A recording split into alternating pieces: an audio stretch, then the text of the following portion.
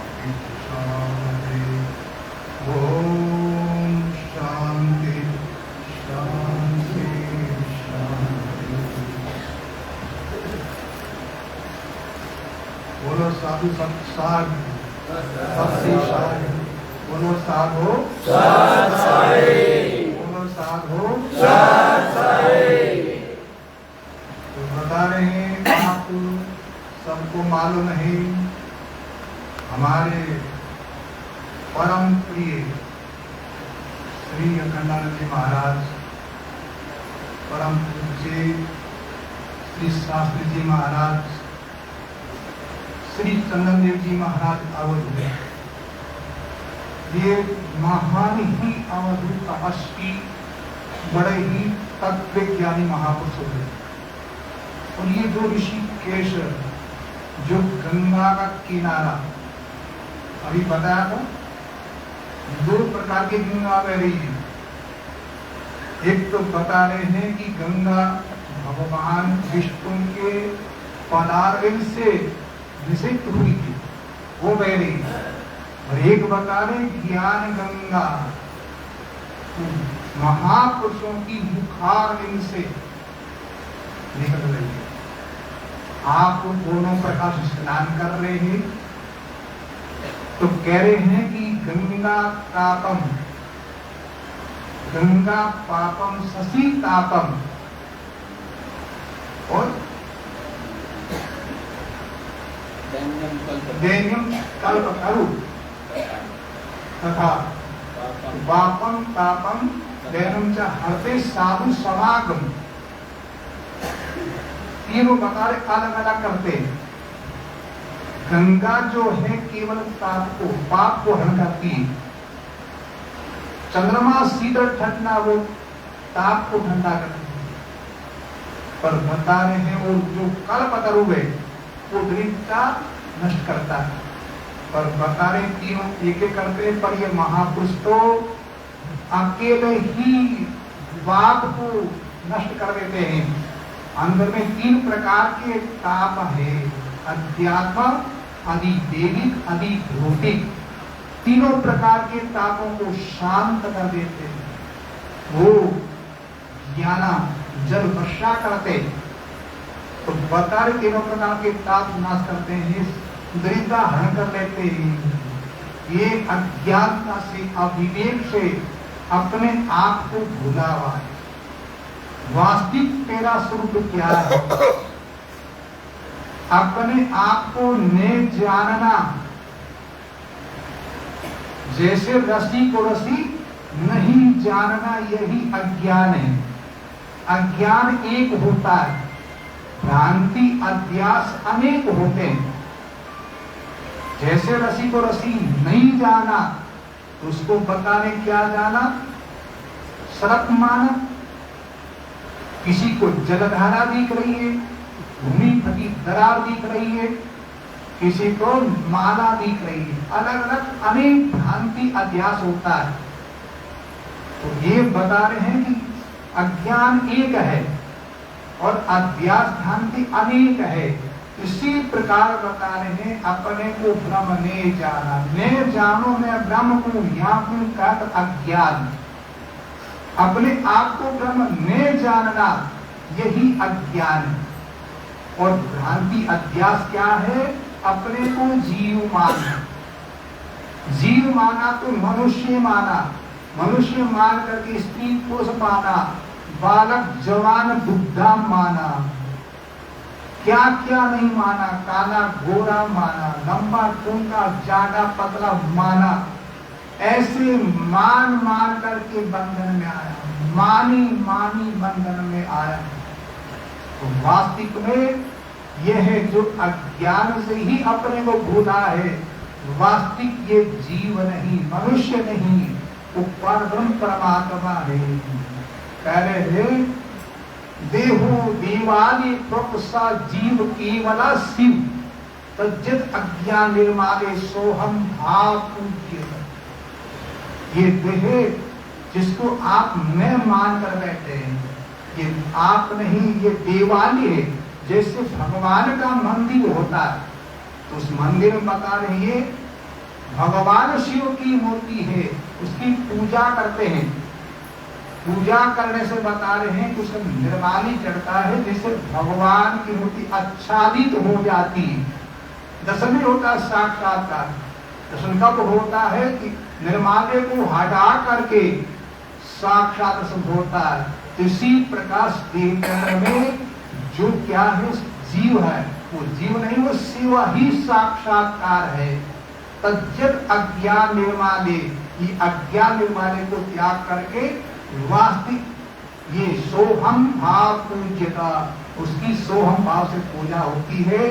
तो इसलिए बता रहे महापुरुषों ने आपको वास्तविक क्या ज्ञान दिया।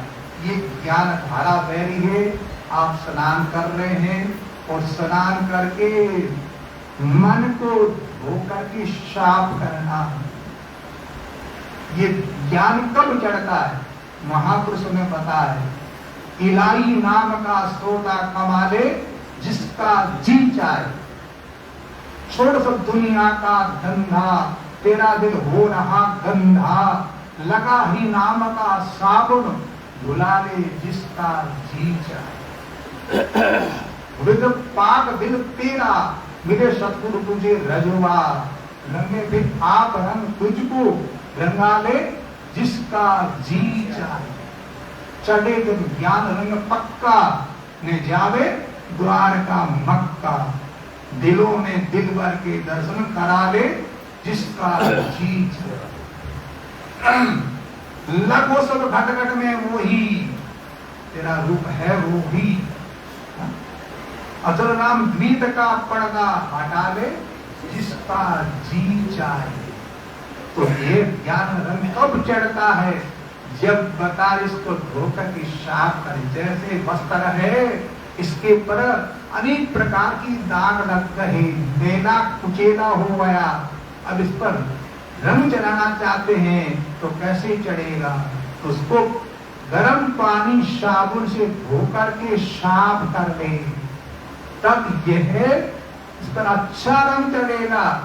और धुला नहीं है और चढ़ाते हैं तो और बिगड़ जाएगा। इसलिए महापुरुष पहले धोने की बात बता रहे, इसको धोना जरूरी। तो क्या धोना है? दुनिया का धंधा छोड़कर। दुनिया का धंधा क्या? नौकरी, मजदूरी है, खेती है, ये नहीं छोड़ना। ये तो काम अपना कर रहे हैं, पर बता रहे झूठ, कपट, अन्याय जो अनेक अनेक प्रकार से निषेध कर्म है, इसको छोड़ना जरूरी है। नशा छोड़ना जरूरी है। जो अनेक प्रकार के नशे करते हैं, आप तो कोई करते ही नहीं हो।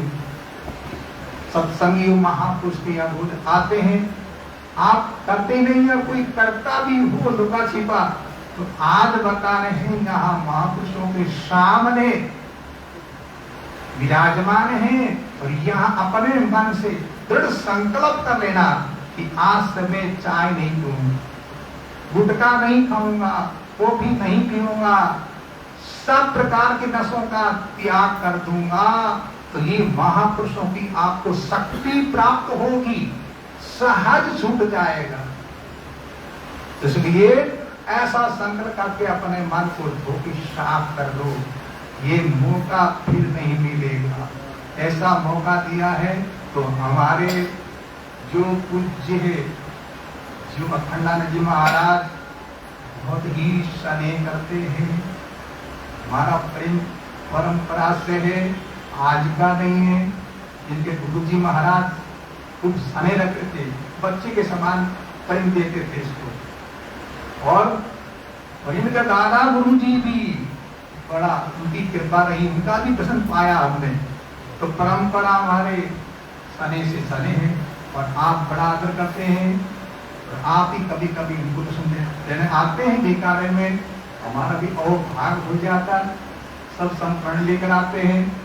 तो ऐसे बता रहे कि संत तो मिलेंगे, पर ऐसे विद्वान तत्व ज्ञानी ब्रह्मनिष्ठ ऐसे संत मिलने बड़ा मुश्किल है। और तो मिलेंगे, अनेक प्रकार के मिलेंगे, ज्यादा ठगू मिलेंगे। तो इसलिए ऐसे महापुरुषों की शरण में आकर के आप सत्संग करते हैं, आपका अहोभाग्य है। क्योंकि तीन दुर्लभ है। क्या दुर्लभ है? पहला मनुष्य शरीर दुर्लभ है, दूसरा बता रहे मुमुक्षुता दुर्लभ है, तीसरा महापुरुषों का तो सत्संग महान दुर्लभ है। ये बड़ा मुश्किल है। तो कह रहे हैं कि मनुष्य तो करोड़ों की तादाद में है, तो केवल मनुष्य आकृति होने से मनुष्यता नहीं है, उसके अंदर में मुमुक्षुता, भूख कितनी लगी है। भूख लगती है ना, तब वो बता रहे रसोई घर की तरफ जाता है, रोटी बनाते हैं, फिर अच्छी लगती है। और बताने भूख नहीं है, क्यों रोटी बनाएंगे, क्यों खाएंगे। और बताने कहीं गए तो थोड़ा प्रसाद दे दो, महापुरुषों का नहीं, इच्छा नहीं है, थोड़ा दे दो, तो कह रहे हैं कि स्वादिष्ट नहीं है, क्योंकि भूख नहीं है। हमारे मारवाड़ में कहते हैं तो भूख मीठी के नाम से क्या मीठी है? जब भूख होती है तो कह रहे हैं कि बाजरी के सूखे टुकड़े और खट्टी राबड़ी मीठी लगती है। तो इसलिए मुमुक्षुता बड़ी दुर्लभ है। आप इतने मादी शक्ति अगर लोग जो आए हैं, आपकी ये सत्संग देख करके बड़ा हर्षित मेरा मन हो रहा है। आप कितने महान मुमुक्षुता आपते हैं, ये भी बता रहे संतों की भगवान की कृपा से ही प्राप्त होती, ये बड़ा मुश्किल है। इस कली काल में ऐसी मुमुक्षुता कहाँ है? लोग क्या चाहते हैं? महात्माओं के पास जाते, धन चाहते हैं, रोग ठीक हो जाए, झगड़ा जीत जाए, अनेक अनेक प्रकार की कामनाएं। तो बता रहे संसारिक कामना का त्याग करके महापुरुषों की शरण में जाए, तो बता रहे एक ही कामना है बंदे जीव संसार में छूटे कौन उपाय, ये जाकर के महापुरुषों के चरणों में प्रणाम करके यही पूछना है। बाकी संसार के भोग की प्राप्ति तो बता रहे स्वतः ही हो रहा है, किसको नहीं हो रहा है बताने, पशु पक्षी गंधर्व देवताओं को सबको प्राप्त हो रहा है। तो ये संसार का भोग तो मिलता ही है, इसमें कोई बड़ी बात नहीं है। तो ऐसे चाहना क्या है, मुक्तता प्राप्त हो जाए, संसार से वैरागी हो जाए और महापुरुषों के चरणों अपना मन स्थिर हो जाए और वो तत्व ज्ञान प्राप्त हो जाए, यही महापुरुषों से प्रार्थना करना है। तो बार बार मैं आपसे भी प्रार्थना करता हूँ और महापुरुषों से प्रार्थना करता हूँ, हमारा मन इनके चरणों में लगा रहे।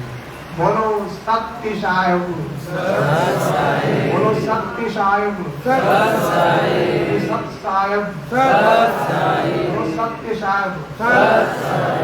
हरि ओम, हरि ओम।